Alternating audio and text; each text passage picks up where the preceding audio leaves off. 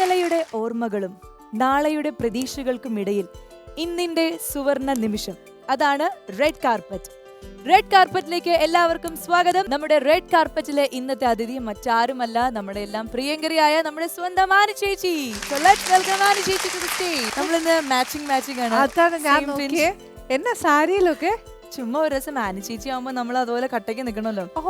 ഈ സൗന്ദര്യത്തിന് മുന്നിൽ ഞാൻ ആരുമല്ലാതായി പോകുന്ന നുണ പറയുന്നു ചേച്ചി. ഓക്കെ, ഇരിക്കാം.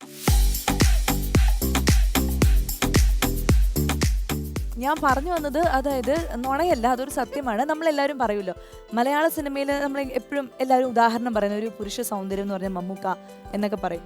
അതേപോലെ തന്നെ നമ്മൾ നായികമാരുടെ കാലത്ത് എപ്പോഴും പണ്ടുള്ളവരൊക്കെ പറയുന്നത് കേട്ടിട്ടുണ്ട്, നായിക ലക്ഷണം ഒത്ത ഒരു നടിയാണ് ആനി എന്ന്. സത്യം, ചേച്ചി കേട്ടിട്ടില്ല? എല്ലാവരും അങ്ങനെ പറയും. നല്ല കണ്ണ്, നല്ല ചിരി, നല്ല മുടി എന്നൊക്കെ പറയും. ആ മുഖലക്ഷണമുള്ള ആനി ചേച്ചിയുടെ ഈ സൗന്ദര്യ രഹസ്യം എന്താണെന്ന് ഞങ്ങള് ഇപ്പോഴത്തെ ജനറേഷനിലെ കുട്ടികൾക്ക് ഒന്ന് പറഞ്ഞു തരുമോ? ഒന്നുമില്ല, ഈശ്വരാനുഗ്രഹം മാത്രമേ ഉള്ളൂ, ഏട്ടന്റെ സപ്പോർട്ട്. ഓക്കെ. അമ്മയുടെ സത്യത്തിലൊക്കെ അമ്പിളിച്ചേട്ടനായിരുന്നു എന്റെ ശരിക്കും ഒരു എന്താ പറയാ ഭയങ്കര സപ്പോർട്ട്. എന്നോട് ഭയങ്കരമായിട്ട് ഇങ്ങനെ പറയും, അത് ചെയ്യുമോളെ, ഇത് ചെയ്യുമോളെ. പക്ഷെ ഞാൻ എപ്പോഴും പറയും കേട്ടോ, ഏറ്റവും നല്ലൊരു ആർട്ടിസ്റ്റ് ആണ് അമ്പിളിച്ചേട്ടൻ. ഒരു ലെജൻഡാണ് അദ്ദേഹം. ഞാൻ ഇപ്പോഴും അല്ല എപ്പോഴും അതെ, ഒരു കൊമേഡിയൻ ആണെങ്കിലും ഒരു സീരിയസ് റോൾ ആണെങ്കിലും എന്നാ ഒരു ക്യാരക്ടർ നമ്മൾ കൊടുത്താലും അല്ലേ 100 അല്ല, ഞാൻ എപ്പോഴും പറയാ അതിൽ കൂടുതലുണ്ടെങ്കിൽ കൊടുക്കാൻ പറ്റുന്ന ഏക ഒരു ആർട്ടിസ്റ്റ് സംഭവിച്ചിട്ട് ഇപ്പൊ ശരിക്കും അത് നല്ലോണം മിസ് ചെയ്യുന്ന ഒരു ഏക ഒരു ആർട്ടിസ്റ്റ്. എനിക്ക് വേറെ ആരെയും പുള്ളി വെച്ച് കമ്പയർ ചെയ്യാൻ പറ്റുന്നില്ല. ഇല്ലല്ലോ ശരിക്കും. ഞാൻ അപ്പൊ എന്റെ കൂടെ യോജിക്കുന്നുണ്ട് അല്ലേ? ഇനി നമുക്ക് പെർഫോമൻസിലേക്ക് കടക്കാം. പിന്നെ നമുക്ക് വേണ്ടിയിട്ട് റെഡ് കാർപ്പറ്റിന്റെ വേദിയിലേക്ക് വരാൻ ഒരു മിടുക്കിയായ ഒരു പ്രതിഭ ഇവിടെ വെയിറ്റ് ചെയ്യാണ്. സോ നമുക്ക് ആ വിഷ്വൽ ഒന്ന് കാണാം. പിന്നെ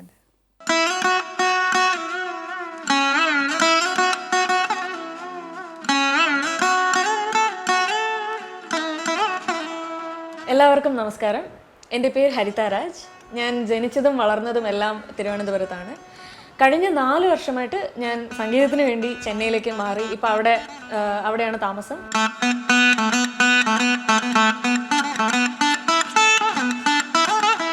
ഇപ്പോൾ തമിഴ്, മലയാളം, കന്നഡ, തെലുഗു ഈ 4 ഭാഷയിലും ഇറങ്ങുന്ന സിനിമകൾക്ക് വായിക്കുന്നുണ്ട്. സ്വപ്നങ്ങളിൽ മാത്രം ഞാൻ ആഗ്രഹിച്ചിട്ടുള്ള ഒരുപാട് മ്യൂസിക് ഡയറക്ടേഴ്സിനെ വർക്ക് ചെയ്യാൻ പറ്റി.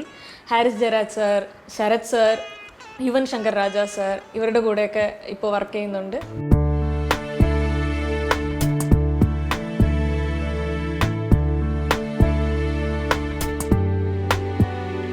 ഇതാണ് എൻ്റെ കുടുംബം. അച്ഛൻ, അമ്മ, ചേട്ടൻ. അച്ഛൻ്റെ പേര് ആർ മുരുകൻ, സ്വർണ്ണപ്പണിയായിരുന്നു. അമ്മ ജി പുഷ്പലത, വാട്ടർ അതോറിറ്റിയിലെ ഓവർസിയറായിട്ട് വർക്ക് ചെയ്യുകയാണ്.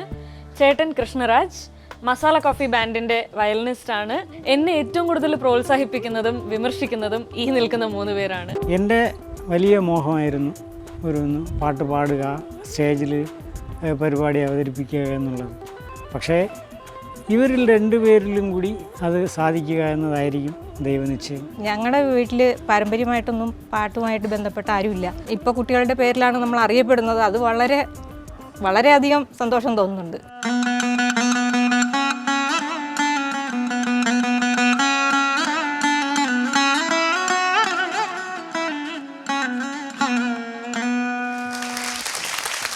ഓക്കെ. സോ റെഡ് കാർപ്പറ്റിന്റെ വേദിയിൽ അടുത്തത് വരാൻ പോകുന്ന വീണ കൊണ്ട് നമ്മളെയൊക്കെ വിസ്മയിപ്പിക്കാൻ പോകുന്ന ഒരു കലാകാരി തന്നെയാണ്. കുറെ വിശേഷങ്ങൾ നമുക്ക് ചോദിക്കാനുണ്ട്. വീണ എന്ന് പറയുന്ന അതിലൂടെ വരുന്ന സംഗീതത്തിന് പ്രത്യേക ഒരു മാധുര്യമുണ്ട്. അത് കേൾക്കാൻ നമ്മൾ എല്ലാവരും തയ്യാറാണ്. അപ്പൊ നമുക്ക് സ്വാഗതം ചെയ്യാം അല്ലേ? വെൽക്കം ഹരിത രാജ്. എനിക്കുണ്ടല്ലോ ശരിക്കും ഇവിടെ ഇരുന്ന് തന്നെ പെർഫോമൻസ് ഒക്കെ കാണുമ്പോൾ ഭയങ്കര രസമുണ്ട്. Thank you so much. ഭയങ്കര രസം. ശരിക്കും ഒരു വീണ വായിക്കുമ്പോൾ ഒക്കെ എനിക്ക് എപ്പോഴും നമ്മുടെ വിദ്യാമ്മയെ ഓർമ്മ വരുന്നത്. വിദ്യാമ്മ വീണ വായിക്കുന്നത് കാണാൻ നല്ലത്. അമ്മ പഠിച്ചിട്ടുണ്ടോ എന്നുള്ളത് എനിക്കറിയില്ല. പക്ഷെ നമ്മുടെ സ്ക്രീനിലൊക്കെ വിദ്യാമ്മ വീണ വായിക്കുന്നതും കച്ചേരി നടത്തുന്നതും കാണാൻ ഒരു അഴകാ. ആ ശരിക്കും നല്ലൊരു അഴക് മോക്കുന്നുണ്ട്. ഞങ്ങൾ കണ്ടത് വളരെ ചെറിയൊരു വിഷ്വൽ ആണ്, പക്ഷെ ഇനി നേരിട്ട് കാണാനിരിക്കുമ്പോൾ എങ്ങനെയായിരിക്കും ഞങ്ങൾ രണ്ടുപേരും അത് സംസാരിക്കായിരുന്നു. ഭയങ്കര രസമുള്ള ഒരു പെർഫോമൻസ് തന്നെയായിരുന്നു. ഒരുപാട് നന്ദിയുണ്ട്. അല്ലേ? എത്ര വർഷം ആയി ഇതിന് ട്രെയിനിങ്? ഞാൻ പഠിക്കാൻ തുടങ്ങുന്നത് 8 വയസ്സിലാണ്. ഇപ്പോൾ 14 വർഷമായി. 14 വർഷമായി. അപ്പൊ എളുപ്പമായിട്ട് പഠിക്കാൻ പറ്റുന്ന ഒരു സാധനം അല്ല അല്ലേ? ഡിപ്പെൻസ്. നമുക്ക് ഇൻട്രസ്റ്റ് ഉള്ളൊരു കാര്യമാകുമ്പോൾ നമ്മൾ ഭയങ്കരമായിട്ട് അതിനെ പഠിക്കാൻ ശ്രമിക്കുമല്ലോ. എനിക്ക് സത്യം പറഞ്ഞാൽ വീണ ഞാൻ പഠിക്കാൻ തുടങ്ങുന്ന സമയത്ത് ഇത് പാടാണോ അല്ലയോ എന്ന് ആലോചിക്കാനുള്ള ഒരു അതാ ആ ബുദ്ധി ആയിട്ടില്ലല്ലോ. 8 വയസ്സല്ലേ ആയിട്ടുള്ളൂ. പക്ഷേ പൊതുവേ നമ്മൾ ബാക്കി ഇൻസ്ട്രുമെന്റ്സിനെ വെച്ച് കമ്പയർ ചെയ്ത് നോക്കിയാൽ കുറച്ച് പാടുമെന്ന് വീണ വേണമെങ്കിൽ. സെലക്ട് ചെയ്തേ? അച്ഛന് ഭയങ്കര ആഗ്രഹമായിരുന്നു ഒരു മ്യൂസീഷ്യൻ ആവാൻ. അപ്പോൾ എനിക്ക് 6 വയസ്സും ചേട്ടന് 8 വയസ്സും ഉള്ളപ്പോൾ ഞങ്ങളെ വോക്കൽ പഠിക്കാൻ വിട്ടു. അങ്ങനെ ഞങ്ങൾ രണ്ടുപേരും പാട്ട് പഠിക്കാൻ തുടങ്ങിയത് ആറ്റുകാൽ ബാലസുബ്രഹ്മണ്യം സാറിൻ്റെ അടുത്താണ്. അപ്പോൾ സാറാണ് പറഞ്ഞത് മോളെ വീണ വായിക്കാൻ പഠിപ്പിക്കണം. അങ്ങനെ സൗന്ദരരാജൻ സാറിൻ്റെ അടുത്ത് ആദ്യമായിട്ട് 8 വയസ്സിൽ ചെന്ന് പഠിക്കാൻ തുടങ്ങി. Very good. അപ്പൊ ചേട്ടനും മ്യൂസിക്കിനോട് നല്ലോണം അറിയോ? അതെ അതെ, ചേട്ടനും ഫുൾ ടൈം മ്യൂസീഷ്യൻ ആണ്. ചേട്ടൻ എന്തെങ്കിലും ഇൻസ്ട്രുമെന്റ്സ് ഒക്കെ? ഞാൻ മസാല കോഫി എന്ന് പറഞ്ഞ ബാൻഡിലെ വയലിനിസ്റ്റ്. അതാണ് എവിടെയോ കണ്ടൊരു മുഖപരിചയം എനിക്ക് തോന്നിയിരുന്നു. Fine fine. അപ്പോ ഫുൾ ടൈം മ്യൂസീഷ്യൻ ആണ്. അതെ, ഞാൻ മ്യൂസിക് ഡയറക്ടർ. ഇപ്പൊ ഒരു സിനിമ ചെയ്തു. മ്യൂസിക് എന്റെ ആദ്യത്തെ സിനിമയാണ്, കന്നഡ. സോ അത് ഒക്ടോബറിൽ മിക്കവാറും ആമസോൺ പ്രൈമിൽ റിലീസ് ആവും. Very good. വെരി. അപ്പൊ എന്തായാലും ചേട്ടനും ഒരു all the very best. Thank you. നിങ്ങൾ ഈ വയലിൻ വീണ കോംബോയിൽ എന്തെങ്കിലും കച്ചേരിയൊക്കെ നടത്തിയിട്ടുണ്ടോ? ഞങ്ങൾ അതാണ് ചെറുപ്പത്തില് ഇതായിരുന്നു പരിപാടി മൊത്തം. അച്ഛൻ കൊണ്ട് നടക്കും ഞങ്ങളെ രണ്ടുപേരെയും. അച്ഛൻ്റെ അമ്മയുടെയും സപ്പോർട്ട് പറയാൻ പറ്റില്ല. അത് വലിയൊരു സപ്പോർട്ടായിരുന്നു. ഇതുപോലെയൊക്കെ ആർക്കെങ്കിലും കിട്ടുമെന്ന് എനിക്കറിയില്ല.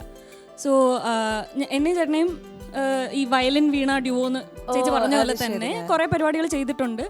പക്ഷേ ഞാൻ 12th പഠിക്കുമ്പോൾ ചേട്ടൻ ബാംഗ്ലൂരിലോട്ട് ഷിഫ്റ്റായി, ഞാൻ ചെന്നൈയിലോട്ടും. ഞാൻ 12th കഴിഞ്ഞിട്ട് ചെന്നൈയിലോട്ടും. ഞാൻ ഇപ്പം 4 വർഷമായിട്ട് ചെന്നൈയിലാണ്. പക്ഷേ ഇപ്പോൾ ഞങ്ങൾ തിരിച്ച് ചേട്ടൻ വീണ്ടും ചെന്നൈയിലോട്ട് വന്നതിന് ശേഷം വീണ്ടും ഞങ്ങൾ ഒരുമിച്ച് ഒരു കോംബോ എത്രയും പെട്ടെന്ന് നമുക്ക് പ്രതീക്ഷിക്കാം. ഒരുപാട് പ്രോഗ്രാംസും അതും ഇതും ഒക്കെ അല്ലേ? ശരിക്കും നമ്മുടെ മനസ്സിൽ ഇപ്പൊ മ്യൂസിക് പഠിച്ചുകൊണ്ട് നമുക്ക് ആഗ്രഹം ഉണ്ടാവില്ലേ ഇന്നൊരാളുടെ കൂടെ വർക്ക് ചെയ്യണം എന്നൊക്കെ തോന്നത്തില്ലേ? അതിപ്പോ റഹ്മാൻ സാറിന്റെ അത് വളരെ കോമൺ ആണ്. പക്ഷേ എനിക്ക് എത്ര തന്നെ നമ്മൾ വലിയ ആർട്ടിസ്റ്റുകളൊക്കെ പറഞ്ഞാലും, വലിയ ആർട്ടിസ്റ്റ് അല്ലെന്നല്ല, പക്ഷേ എനിക്ക് ഭയങ്കര ഇഷ്ടമുള്ള ആർട്ടിസ്റ്റാണ് വിദ്യാസാഗർ സാർ. സാറിന് ഒരു പാട്ട് വായിക്കാൻ പറ്റണേ എന്ന് ഒരു വലിയ ആഗ്രഹമുണ്ട്. എന്തായാലും മോളുടെ പെർഫോമൻസ് കാണാൻ എനിക്ക് ഭയങ്കര ഇഷ്ടം തോന്നുന്നുണ്ട്. കാരണം വെച്ചാൽ ആ പട്ടുപാവാടയൊക്കെ ഇട്ടിട്ട് വന്ന് ഇരിക്കുമ്പോ തന്നെ ഇല്ലേ അട്രാക്ഷൻ. അതെ അതെ, വീണയൊക്കെ പിടിച്ച് നല്ല ഭംഗിയായിരിക്കും. ഞങ്ങൾ വെയിറ്റ് ചെയ്തിരിക്കുകയാണ്. എന്താ നമ്മൾക്ക് വേണ്ടി സിനിമാ പാട്ടുകളാണ്. ഓക്കെ, അപ്പൊ എന്തായാലും കാണാലോ ചേച്ചി. ഏത് പാട്ടാ ഫസ്റ്റ് പെർഫോം ചെയ്യാൻ പോകുന്നത്? പ്രണയമണി തൂവൽ എന്ന് പറയുന്നത്. അതെ അതെ അതെ, ഇഷ്ടമുള്ള ഒരു സോങ് ആണ്. അടുത്തത് അറിയാതെ അറിയാതെ. എന്തായാലും മോളെ നമുക്ക് പെർഫോമൻസ് കാണാം, അതല്ലേ ഏറ്റവും നല്ല. Okay, all the best. Very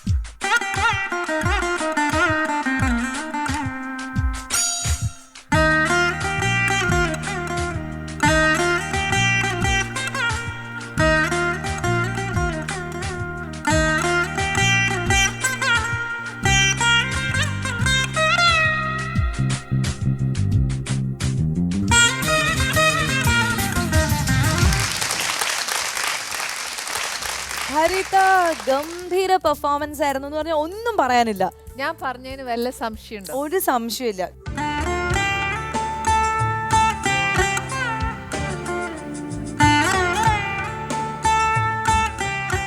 ദേവി ഒരുപാട് അനുഗ്രഹിക്കട്ടെ മോളെ.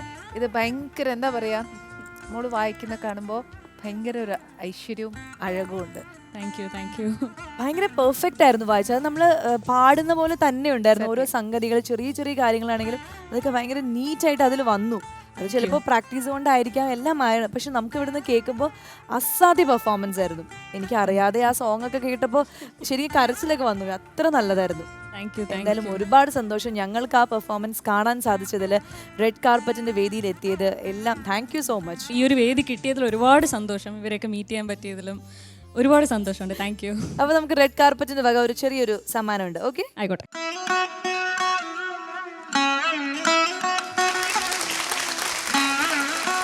Congratulations, all the best. അപ്പോൾ ലൈഫിൽ എല്ലാ അച്ചീവ്മെന്റ്സും ഉണ്ടാവട്ടെ. നമുക്ക് എന്തായാലും ഇന്നത്തെ എപ്പിസോഡ് ഭയങ്കര രസമുള്ള എപ്പിസോഡായിരുന്നു. പെട്ടെന്ന് തീർന്നു പോയി എന്നുള്ളതാണ് സങ്കടം. എന്തായാലും ഈ ഒരു ഐശ്വര്യം നിറഞ്ഞ എപ്പിസോഡ് ഞങ്ങൾ ഇവിടെ വൈൻഡ് അപ്പ് ചെയ്യാണ്.